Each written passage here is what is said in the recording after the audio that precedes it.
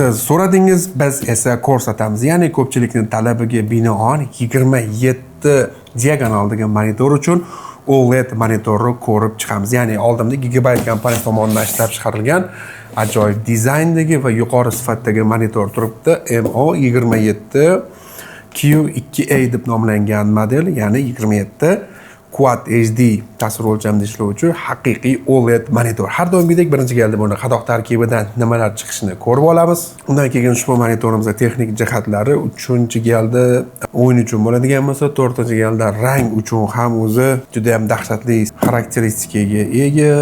Shu monitor haqida yakunda dizayni va yakuniy xulosani aytadigan bo'lsam, shunchaki zo'r deb videoni tugatib qo'ya qolamizmi? Mayli, kelinglar. Unda monitorimizni birinchi ochib olamiz va yaqindan ushbu monitor bilan tanishishni boshlaymiz. Albatta, qadoq shunaqa ochilishi tabiiy holaydi. Shuncha narsadagi monitor va OLED bo'lgandan keyin birinchi galda mana ko'zim tushgani bu uni rang borasida sRGB gamma bo'yicha mana zavod tarafdan kalibrovkadan o'tganligi haqida qog'oz. Mana bunaqa qog'ozlarni alohida yaxshi ko'raman deydi. Ya'ni rang bo'yicha hujjati desak bo'ladi. Bu umumiy yo'riqnomasi bizda o'qimaydigan. Undan keyin kabel menejment uchun bizda kichkinagina bunaqangi plastikchasi. Undan keyin bizdagi kerakli bo'lgan kabellar, display port bizda 1-4. Undan keyin bizda chiqmoqda HDMI kabeli ham bor. Undan keyin chiqmoqda bir tarafi Type A, bir tarafi Type B hisoblangan USB uch kabelimiz. Sababi monitorimizda ikkita USB uchu 2 bor. Ya'ni KVM deymiz, ham shunaqangi xususiyati bor. Ya'ni klaviatura mishkalarni ulashimiz mumkin. Tashqi qattiq disklar, fleshkalarni ham monitorimizga to'g'ridan-to'g'ri ulab ishlatsak bo'ladi. Mana shuni o'qish uchun bizga ham bunaqangi kabelni biz kompyuterga ulab olishimiz kerak. Bundan keyingisi o'sha Gigabyte har doimgidek juda qulay fishkasi. Yevropa uchun ham, bizani Osiyo davlatlari uchun ham mo'ljallangan, to'g'ri bizga mintaqaga mos kelgan 2 tali va 3 tali vilkalari ham bor. Ya'ni tokka ulashimiz uchun shundan ko'rsak bo'ladiki, ya'ni ortiqcha bir tashqi blok pitanalar yo'q, kabelni monitor ichiga joylashtirib yuborishgan. Mana qaysi variant kerak bo'lsa, shuni bittasini olib ishlatishimiz mumkin. Xo'p, oyog'ini mana bu joyga chiroyli qilib joylashtirib ketishdi. O'sha Gigabyte o'zini legendar deb hisoblangan juda ham chiroyli oyog'i, ya'ni to'laqonli metaldan ishlangan. Mana o'zini ajoyib podstavkasi. Bu xoh OLED bo'lsin, xoh 25 tali Gigabyte monitor bo'lsin, hammasi uchun uni standart hisoblangan o'sha ajoyib bizda podstavkasi. Xuddi o'sha dizayn. Juda ham qulay va ixcham uslubdagi. Buni xotirib olamiz. Orqa qismi standart Gigabyte'lardan ko'ra albatta kattaroq. Ko'tarib olamiz, chunki OLED bilamiz, qizish joylari bor, chunki 1000 kandela yorug'likda ishlaydi, HDR rejimda, shu uchun ham qizish bu tabiiy hol. Shuni sovutish uchun albatta orqa qismi ancha yo'g'onroq ishlangan. OLEDning haqiqatdan bilinmoqda. Oldi qismlari ham umuman bir boshqacha. Orqa tarafiga e'tibor beradigan bo'lsak, ancha yo'g'on. Ya'ni orqasiga maxsus kullerlar qo'yilgan bo'lib, havoni pastdan olib, sovutib, issiq havoni yuqoridan chiqarib yuborar ekan. Ya'ni pastdan sovuq havoni olib, tepadan issiq havo chiqaradi. Lekin umuman dizaynni ko'radigan bo'lsak, juda ham bir chiroyli. Hali dizayni haqida yana gaplashamiz. Hozir esa ushbu monitorimizni birinchi galda kompyuterimizga ulab olamiz. Aytgancha, mana bu kichkinagina plastik bilan biz kabel menejment qilib chiroyli qilib ulab olsak bo'ladi. Ana endi ushbu monitorimizni texnik jihatlari bilan yaqindan tanishib boshlaymiz. Birinchi galda diagonal bizda 27 hisoblanadi, tasvir o'lchami esa Quad HD. Ya'ni 2560 ga 1440. Bu juda ham ideal o'lcham desak bo'ladi. Ayniqsa 27 diagonal uchun muhimi esa ushbu monitorimiz Quad OLED texnologiyasi hisoblanadi. Maza qilib ranglarni 10 bitda ko'rishingiz mumkin haqiqatdan. Chunki OLED bo'lgandan keyin kontrast ham bizda ancha yuqori, 1,5 millionga bir nisbatda. Yorug'ligi SDR rejimda 250 kandela taqsim metr kvadrat bo'ladigan bo'lsa, HDR rejimi yoqqanimizda hattoki 1000 gacha chiqishi mumkin. Bu degani ranglar juda ham hayotiy va chiroyli, bir juda ham yorqin ko'rinadi deganim. Ayniqsa OLED monitor olmoqchi bo'layotganlar uchun juda ham qulay dizayndagi, muhimi 27 ekrandagi monitor hisoblanadi. Bilamizki, o'zi OLED ga qarab turganimizda juda ham mayda pirpirashlarni ko'zda sezuvchan insonlar his qilishi mumkin. Aynan shu uchun ham shu monitorimizda tactical switch qo'yilgan 2.0 versiyadagi.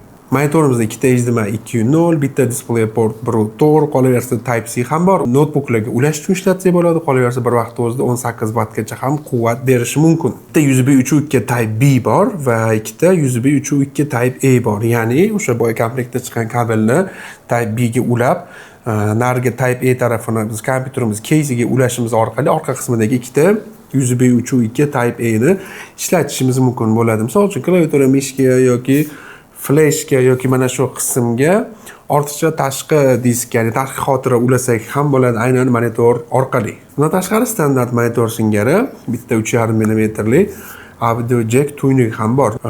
Ya'ni naushniklar ulash uchun. Ana endi dahshatli bo'lgan OLED monitorlarni biladigan sizlarni o'yin uchun fishkalarni ko'rib chiqishni boshlaymiz.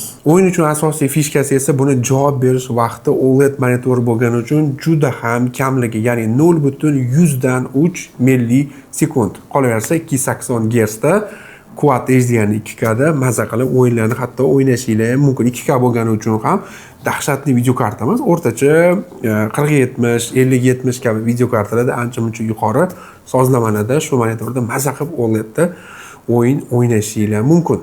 Nvidia G-Sync ni qo'llab-quvvatlashi, AMDdan esa FreeSync Premium Pro ni qo'llab-quvvatlaydi. Ya'ni screen tearing degan narsa bor, ya'ni kadr yirtilishi kabi effektlardan xoli bo'lgan holda maza qilib o'yinlarni hatto Nvidia video kartalarida o'ynashinglar mumkin. Chunki Nvidia G-Sync hamma monitorlarda ham bo'lmaydi, aynan premium klassdagi monitorlarga o'rnatiladi. Qolaversa o'zini maxsus dasturi ham bor. Dastur orqali brightness kontrastlarini o'zingizlar nazorat qilishinglar mumkin. Har doimgidek markazga knopka joylashtirishgan, o'sha knopkani bosish orqali biz menyusini ochib olishimiz mumkin.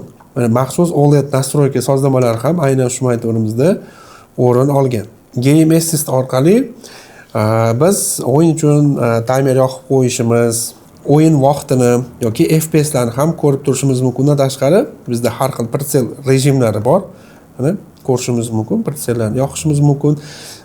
Tactical switchni ham biz bemalol nazorat qilishimiz mumkin.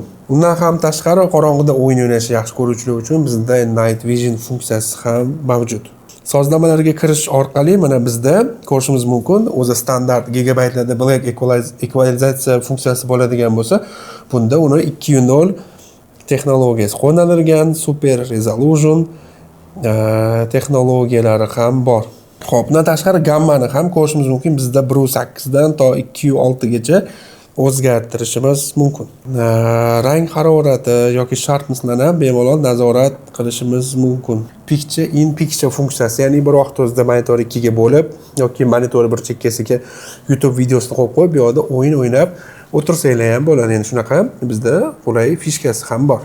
10 ga yaqin tillari bor. Biz buni nazorat qilishimiz mumkin. Eng muhimi esa ushbu monitorimizda hatto kolonkasi ham bor. 5 wattdan ikkita ancha-muncha sifatli bo'lgan stereo kolonkasiga ega. Buni oxirida sizlar bilan birgalikda test qilib ko'ramiz.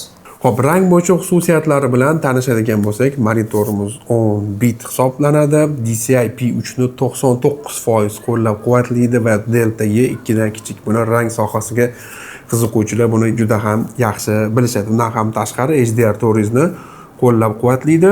Undan tashqari va yana ko'z uchun maxsus himoyasi bor. OLED VRR deb nomlangan juda ham bir sifatli bo'lgan anti-flicker funksiyasi ham bor. Ushbu monitorni xarid qilib ham o'yin uchun ham ish uchun ham maza qilishinglar mumkin. Sababi OLED monitor ranglar juda ham ko'zga yorqin, juda ham har bitta piksel o'zi alohida o'chib yongani uchun ranglarni juda ham yuqori aniqlikda ko'rishinglar mumkin.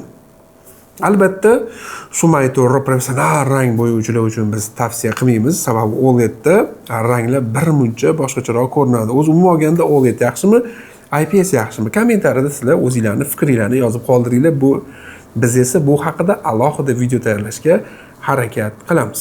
Ana endi uni dizayni va bizning yakuniy xulosamiz haqida shu monitor haqida gaplashadigan bo'lsak, birinchi galda dizayn juda ham chiroyli qilingan, ya'ni ajralib turuvchi orqa qismi, kullerlarini ham chiroyli dizayn qilib ishlashganki, orqa qismiga ya'ni monitor o'ziga qarasak juda ham ingichkaga o'xshaydi, lekin asosiy bo'lgan kullerlari, ya'ni matritsasini markazga birmuncha bo'rtib chiqqan dizaynda qilishgan va blok-tanani ham joylashtirib olishgani uchun sal orqa qismi kengroq.